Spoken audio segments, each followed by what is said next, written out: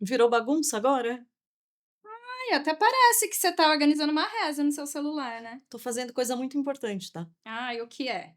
Tinder? Pelo menos não fui eu que coloquei a Tamara aqui dentro. Ah, nem eu. Ah, não.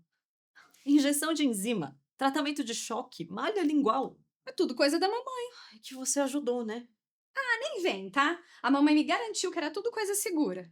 E outra, como que eu ia saber que ia dar errado? Pensando com a cabeça, Bárbara. Você é adulta, né? Assume o que você faz, se toca. E você? O que tem eu? Quando você vai assumir o que você faz com a Joaninha? Tira minha filha dessa história. Não tiro, não.